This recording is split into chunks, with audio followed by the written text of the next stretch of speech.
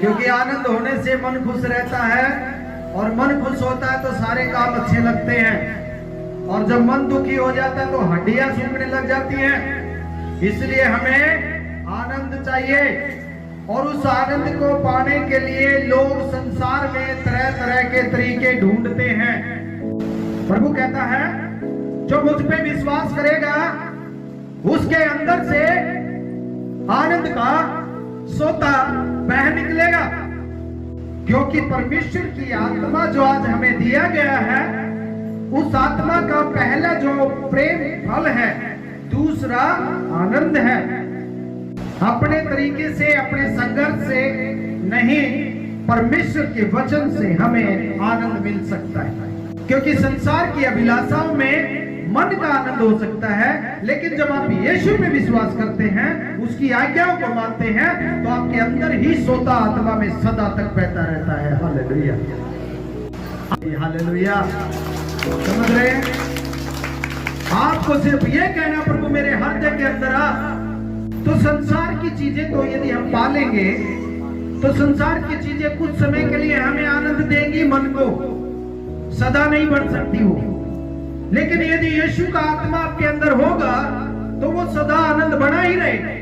जब आप यीशु के वचन के अनुसार अपने जीवन को जीते हैं तो आपके जीवन में से पवित्र आत्मा आपके अंदर बना रहता है स्वभाव में, और आपका आनंद कभी खत्म नहीं होगा। आप दुखों में भी मुरझाएंगे नहीं, आप दुखों में भी दुख को महसूस नहीं करेंगे, क्योंकि पवित्र आत्मा का आनंद उस दुख से बहुत ज्यादा प्रभु आपको दे देगा। हालेलुया।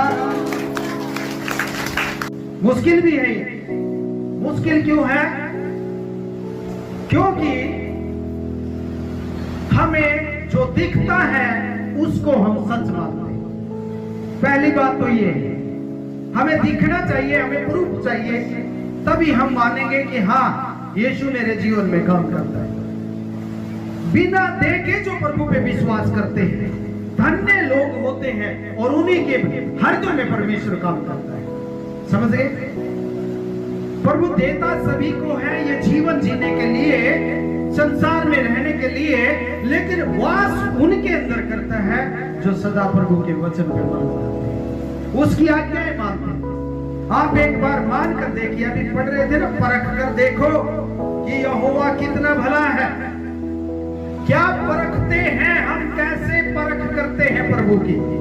अपने स्वार्थ के लिए परखते हैं या प्रभु से प्रेम करके परखते हैं? हालेलुया। ये फर्क है। प्रभु में थोड़ा सा अलग है आनंद, संसार का आनंद अलग है। संसार का आनंद मन को खुश करता है, और परमेश्वर का आनंद आत्मा को खुश करता है। हालेलुया। और मन का आनंद थोड़े समय के लिए होता है, और आपकी आत्मा में आनंद सदा तक होता है, क्योंकि हमारा परमेश्वर सदा। हालेलुया। और यदि कई बार हमारे जीवन में परख आती है, विश्वासी के जीवन में परख होती है, तो कभी हमें साहस नहीं छोड़ना चाहिए। साहस छोड़ने पर शैतान उसे विचलित करके और उसके जीवन को बर्बाद करता है। लेकिन जो हिम्मत नहीं हारते हैं, प्रभु में बने रहते हैं, तो उनके जीवन का आनंद प्रभु खत्म नहीं। हालेलुया। यदि मैं बात करूं अय्यूब की, अय्यूब धर्मी व्यक्ति था, आनंद से भरा हुआ था, उसके राजपाट में सब कुछ था, लेकिन जब परीक्षाएं आई, उसने प्रभु पे विश्वास वाली हिम्मत को हिलने तक नहीं दिया। सारा समाज उसका तहस नहस हो गया, परिवार तहस नहस हो गया, लेकिन जो विश्वास प्रभु पे था वो सुई को नहीं हिलने दिया। फिर भी उसने कहा तेरा धन्यवाद। हालेलुया। तो क्या प्रभु ने उसके उस बड़े दुख में उसको जीने की हिम्मत नहीं दी? यदि कोई आम आदमी होता थोड़ी सी बात में ही घसी खा के मर जाता, लेकिन वो पूरे मवाद शरीर में से, फोड़ों में से बह रही है, और फिर भी आनंद के साथ कहता है तेरा धन्यवाद।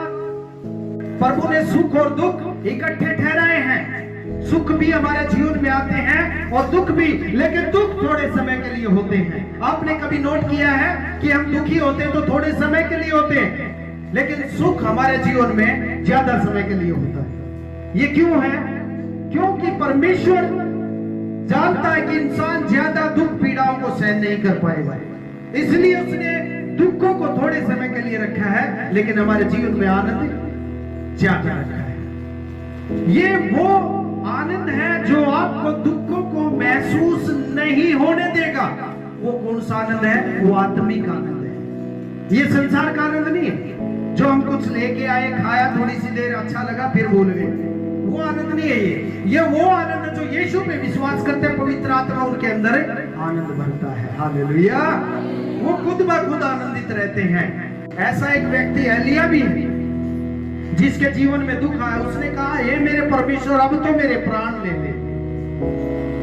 और जिसने बाल के नबियों को भी परमेश्वर के नाम से चुनौती दी, 450 नबी जो थे वो कुछ नहीं कर पाए।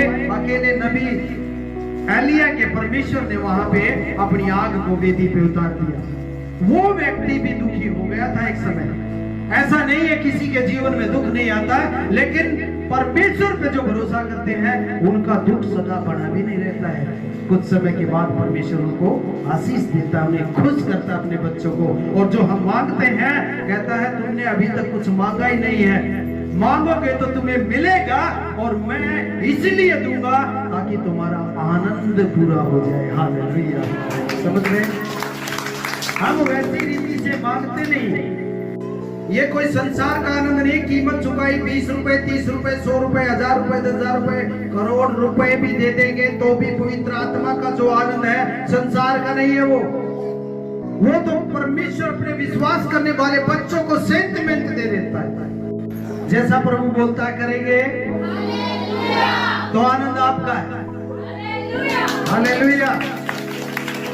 साफ साफ बोलता है, यहोवा के उपदेश सिद्ध है, हृदय को आनंदित कर देते हैं। जब हम प्रभु की आज्ञा मानते हैं तो हमारे हृदय में आनंद बढ़ता जाता है। वो सिद्ध है, वो दुखी करने वाला उसका उपदेश नहीं है। उसका उपदेश हमारी भलाई के लिए है, और जब हमारी भलाई होती है तो हमारा हृदय गदगद आनंदित हो जाता है। हालेलुया। आप आनंद करने वाले परमेश्वर की संतान है, दुखी करने वाले शैतान की नहीं है। आप प्रभु की संतान हैं जो आपको आनंद से भरता है, जो आपके हड्डियों को जोड़ कर नहीं बैठा था, आपके हड्डियों के जोड़ों को आराम देता है। कहता है, मैं बचपन से लेकर तुझे बुढ़ापे तक उठाए फिरता रहूंगा। आज कितने लोग बोझ से दबे हुए घूम रहे हैं। प्रभु कहता है, ये बोझ सारा मैं उतार के और तुझे कंधे पे बिठाऊंगा और तू आनंद से उछलना मेरे कंधों पर। हालेलुया। छोटे छोटे बच्चे हैं ना, जैसे कंधों पे बैठ के और बाजार में, मेलों में जाते हैं और सोचते मैं तो सबसे ऊंचा हूँ, मेरा पापा सबसे महान है, और उसे कुछ ना भी मिले लेकिन उसका आनंद इतना हो जाता। सारी जितनी मेले में चीज होती है, कंधे पे बैठने के बाद उन सारी चीजों से बढ़ के वहां पे बैठने के बाद उसे जो आनंद मिलता है, नीचे वाली दिखने वाली दुकानों में वो आनंद नहीं होता है। समझ रहे हैं? जब प्रभु के आनंद में आप भरेंगे तो आप संसार को कूड़ा कर सकते हैं। जब हमारी भलाई होती है तो परमेश्वर इस बात से प्रसन्न होता है, और यदि हम उसकी संतान, उसके विश्वासी हैं, तो हम भी भलाई करेंगे तो हमारी प्रसन्नता भी तो उसी में होगी। इसके विपरीत काम करेंगे तो क्या परमेश्वर आनंद से कैसे भरेगा? बताइए। तो कैसे आनंद से भरेंगे? किस प्रकार भरेंगे? क्योंकि उसकी उपस्थिति में ही आनंद होता है, उसकी उपस्थिति में ही समझ की बातें होती हैं। वही छोड़ दी। आज का दिन ही पवित्र, आज का दिन ही आशीष का दिन है। ना तो पवित्र हुए जो लोग ना आए आज, और ना ही वो आशीष मिलेगी उनको, क्योंकि उन्होंने आदर ही नहीं किया परमेश्वर का। इसलिए कहता है ना, आदर के योग्य जो बातें, आदर के योग्य बातों को आज सुना ही नहीं उन्होंने। लेकिन जो आए हैं वो जरूर आनंद से भरेंगे। हालेलुया। चंगाई भी पाएंगे, समाधान पाएंगे, इस बात की गारंटी, और यही आकर गवाही भी देंगे यीशु मसीह के नाम से। हालेलुया। तो इसलिए जितना भी नजदीक यीशु मसीह का आने का समय है, तो हमें कोशिश करनी चाहिए कि एक दूसरे के साथ इकट्ठे होकर प्रभु की बातें करें, प्रभु के कामों के लिए एक दूसरे को उकसाएं, एक दूसरे की चिंता करें, एक दूसरे की यदि कोई जीवन में दुख है उसके विषय में आप बात कीजिए, प्रार्थना कीजिए। देखिए आपको आनंद बढ़ेगा परमेश्वर, क्योंकि आप जब प्रभु के नाम से करते हैं तो आपको प्रभु घटी नहीं रहने देगा। हमारा परमेश्वर कहता कि यहोवा का हाथ इतना छोटा नहीं हो गया कि उद्धार ना कर सके। ये एक पहचान भी है आपकी। क्या पहचान है? जो आनंद से भरे रहते हैं, वो एक पहचान है कि आपके अंदर पवित्र आत्मा काम कर रही है। हालेलुया। बता दें, जो विरोध करते हैं उनमें पवित्र आत्मा नहीं है। जो आनंद से भरे रहते हैं उनके अंदर भी, क्योंकि ये पवित्र आत्मा का है। इसलिए मेरे प्रिय भाई बहनों, यदि कोई आप में दुखी है तो प्रार्थना करें, आप में आनंदित है तो प्रभु का धन्यवाद करें। सदा यही छोटी छोटी बातें प्रभु ने सिखाई हैं, और इन्हीं बातों में हमें सारी जिंदगी, हमारे बच्चों का भी आनंद का सोता कभी खत्म नहीं होगा। मैं बता दूं, आपके जो डॉक्टर के रुपए लगते हैं, परमेश्वर उस बीमारी से मुक्त हो जाए। जो बेफजूल इधर उधर रुपए बर्बाद हो जाए, परमेश्वर सारा बजट आपका इकट्ठा करके रखेगा, ताकि आप अपने निश्चय कमाई को आप भी खाएं और भलाई भी करें उसके अंदर। क्योंकि तेरा सारा वचन ही सत्य है और शहद से भी सारा मीठा। हालेलुया। और लास्ट एक वचन और पढ़ देता हूं मैं, बहुत है मेरे पास, मैंने काफी टाइप किए हैं।